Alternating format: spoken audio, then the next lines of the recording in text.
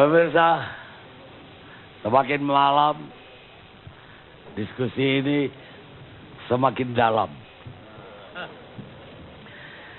Saya mau melanjutkan dari Irjen Pol Roni ke Kompolnas. Saya mau tanya Kompolnas, proses munculnya 5 nama dari Kompolnas, apa masih sama dengan era saya jadi Kompolnas atau udah berubah? Saya pensiunan juga dari Yang kedua, Pak Jokowi mengatakan ya nama ini udah disepakati oleh Kompolnas, makanya saya setujui. Jadi artinya prosedural nggak ada yang salah. Silakan. Makasih Bang Karno. Pertama memang kami sejak 2 bulan lalu sudah melakukan seleksi terhadap calon Kapolri. Termasuk juga kami memintain rekam jejak para perwira tinggi di Mabes Polri. Saya kira memang sesuai undang-undang memang bintang 3 itu masuk sebagai bursa calon Kapolri. Jadi pada saat itu ada sekitar 9 orang yang kami data, kemudian menyusut ya. Jadi akhirnya kalau kami lihat yang kira-kira memang 2 tahun ke atas masa jabatannya ada sekitar 5, tetapi semua sebetulnya yang kami kumpulkan ini ada 9. Kemudian kami lakukan seleksi, kami minta informasi dari masyarakat, termasuk juga banyak dari daerah-daerah memberikan informasi. Karena memang kami bukan hanya misalnya memintain informasi dari Jakarta, tapi juga dari daerah, misalnya tempat tugas di mana yang bersangkutan misalnya menjabat. Misalnya seperti Pak Budi Gunawan ini pernah menjabat di Jambi, kemudian sebagai Kapolda, kemudian juga pernah menjabat sebagai Kapolda di Bali. Kami juga mintain informasi, termasuk juga dari anak buahnya. Kemudian jadi komandannya juga, misalnya pernah jadi Kapolri, kemudian memberikan penilaian. Kemudian data itulah yang kami kaji, kami teliti. Kemudian ada juga informasi dari sahabat-sahabat saya, dari Kontras ada juga ya, termasuk dari ICW ada juga ya, termasuk masalah rekening tadi. Kemudian semua data ini kami kumpulkan. Lalu karena memang ada terkait misalnya ada isu rekening gendut tadi, kami juga meminta misalnya kepada Polri. Dan kemudian oleh Polri kami diberikan semacam hasil klarifikasi bahwasannya memang Pak Budi Gunawan terhadap rekeningnya itu clear. Artinya tidak ada masalah pada saat itu. Kemudian atas dasar itulah kami berani memberikan semacam rekomendasi atau mungkin pertimbangan kepada Bapak Presiden, kira-kira memang orang-orang ini layak untuk kita pertimbangkan sebagai calon Kapolri. Kemudian sampai di Bapak Presiden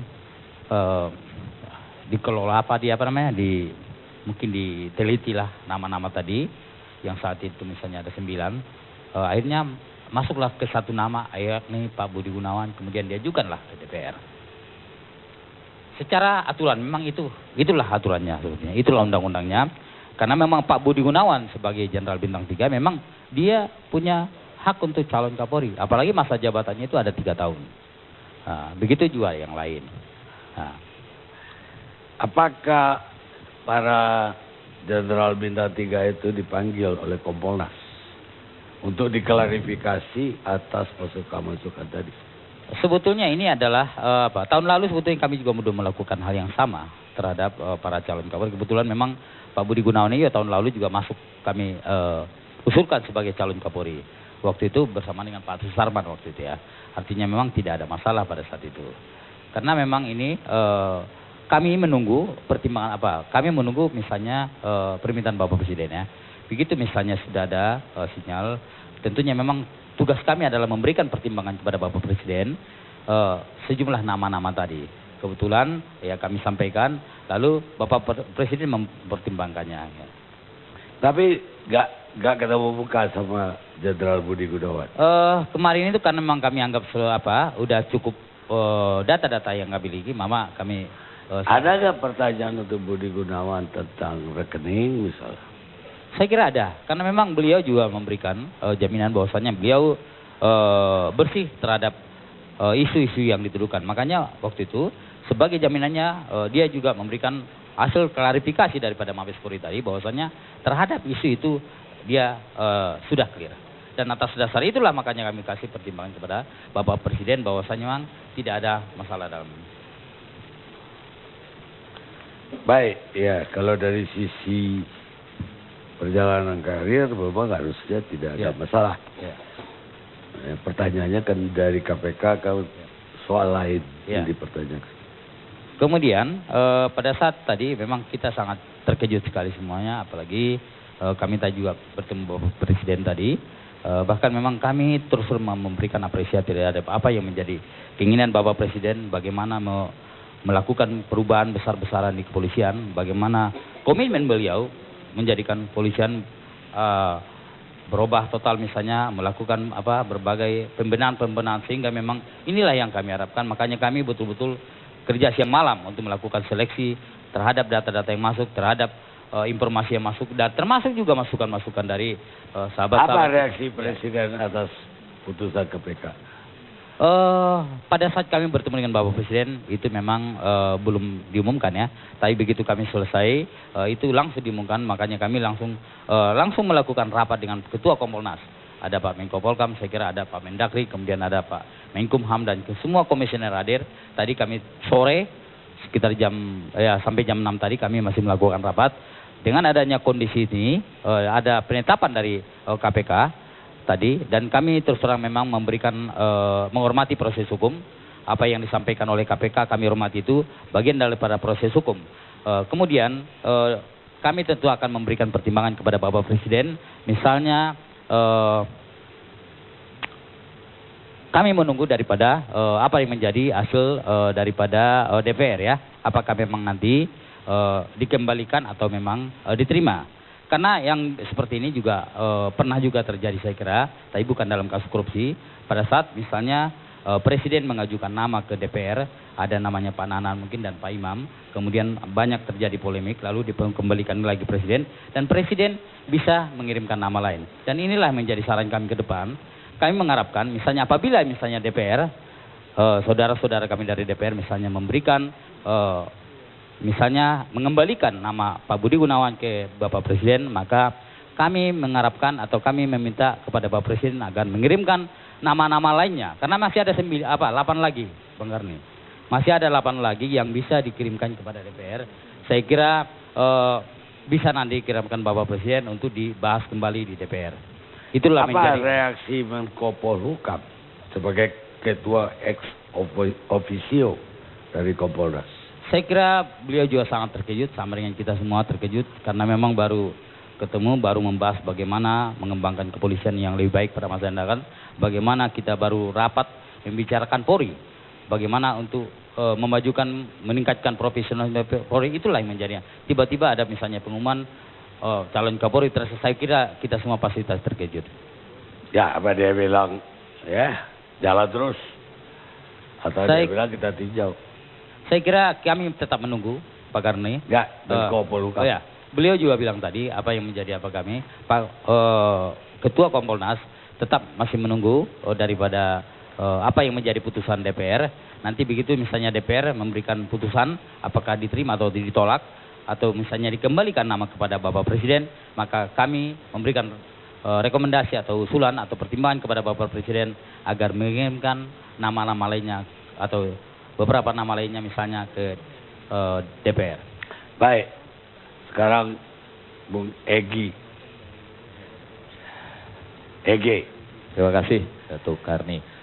Sebetulnya kalau mau jujur saya sampai saat ini masih terkejut.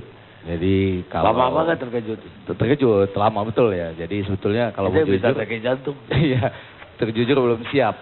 Apalagi duduk di sebelah Johnson Panjaitan, salah-salah saya terkena standar ganda atau tadi terkena infeksi politik, jadi kan itu yang paling infeksi politik gitu. Itu istilah baru. Istilah baru. Tapi kalau secara umum saya melihat ini adalah proses hukum yang berhadapan dengan proses politik, tapi dikomunikasikan atau dibunyi-bunyikan. Jadi itu kesannya. Makanya malam ini saya makin terkejut lagi kalau betul KPK bertemu dengan Presiden. Semakin berbunyi nih proses hukum berhadapan dengan proses politik. Ya kan, kalau Kompolnas ketemu Presiden pas. Kan Kompolnas yang mengusulkan ke Presiden, lalu mengevaluasi apa yang disampaikan oleh KPK tadi. Tapi kalau KPK ketemu Presiden malam Saya dengar nggak jadi. nggak jadi. Nah, itu baiknya, kabar baiknya nggak jadi. Nah, karena itu saya balik ke teori sajalah. Karena kata kuncinya adalah timing atau pemilihan waktu atau bentukan yang paling tajamnya momentum. Nah, ada dalil-dalil yang mengatakan begini. Yang pertama, timing atau pemilihan waktu datang sendiri. Yang kedua, dalilnya mengatakan tetapi dia tidak berdiri sendiri. Sehingga biasanya ada 4 hal. Yang pertama, seandainya terjadi di waktu lalu. Tadi sudah ya, seandainya ini dipersoalkan di 2010. Tetapi dia akan berhadapan dengan dalil lain yang mengatakan seandainya terjadi di masa yang akan datang. Artinya kalau sudah jadi Kapolri ini mungkin nggak dijadikan tersangka. Itu hadapannya. Atau sebaiknya dilakukan di masa lalu. Jadi kalau saja misalnya Presiden meminta masukan KPK pada waktu itu, bisa tidak terjadi hal ini. Tetapi pada bagian lain, tadi Bung Karni sudah melukiskan, kan sebaiknya terjadi di masa depan, yaitu begitu dilemparkan ke DPR, biar DPR yang menyelesaikan. Itu kira-kira ya dalil-dalil dari momentum. Nah, dalil ketiganya mengatakan, orang memilih momentum untuk membuat makna. Dan sesudah makna terjadi, setiap orang arbitrarily, secara semena-mena sebetulnya, bisa memberikan makna terhadap momentum. Jadi seperti teman-teman dari Partai Demokrat misalnya. Ini mengambil momentum ini untuk memberikan makna. Yaitu bahwa besok kami tidak akan datang. Bukan tidak walk out, tapi tidak akan datang. Nah bagi saya maknanya sama aja. Mau walk out ya sama dengan tidak datang. Kira-kira begitu ya. Ya bisa juga datang. Tapi itu mengambil momentum untuk memanfaatkan situasi yang ada pada saat ini. Baik bagi Partai Demokrat. Nah sebetulnya mungkin pertanyaan yang paling penting dijawab adalah apa yang disampaikan oleh Datuk Karni Ilyas tadi yang mengatakan, apakah ini gara-gara KPK tersinggung? Karena dulu pernah dimintai pendapat, lalu sudah kasih stabilo kuning dan merah gitu ya. Tapi tersinggung ini pun makna yang sah saja, karena pada waktu itu jawabannya ada di Nawacita tadi ya, kata Alphonse dan teman-teman. Dan yang kedua jawabannya ada di lagu dangdut sebetulnya. Kau yang memulai, kau yang mengakhiri.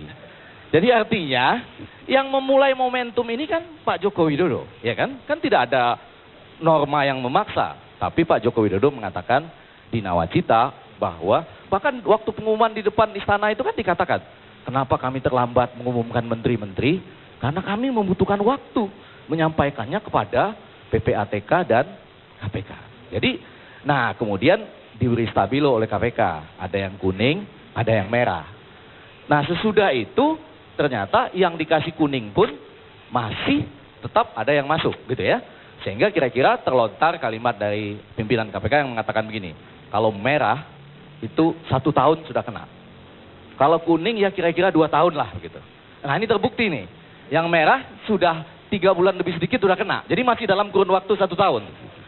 Artinya kalau tidak ada reshuffle di tahun depan ada lagi yang kena. Karena sudah dijanjikan bahwa kalau tetap stabilo ini dilanggar, ya yang kuning tahun kedua kena juga gitu ya. Apakah KPK tersinggung? Terserah kepada makna kita terhadap momentum waktu pengumuman yang tadi siang. Tetapi kalau ditanya ke KPK, wah jawaban KPK tadi luar biasa loh ini. Jawaban BW tadi mengatakan, inilah kenyataan bagaimana Presiden mempersilahkan KPK begitu ya. Mempersilahkan KPK untuk melakukan komitmen Presiden dalam bentuk yang konkret. Wah ini jawaban ini, kita harus tepuk tangan buat jawaban ini ya. Iya dong, kan begitu persis jawaban KPK. Tapi apa yang disampaikan Pak Sompi tadi tepat betul.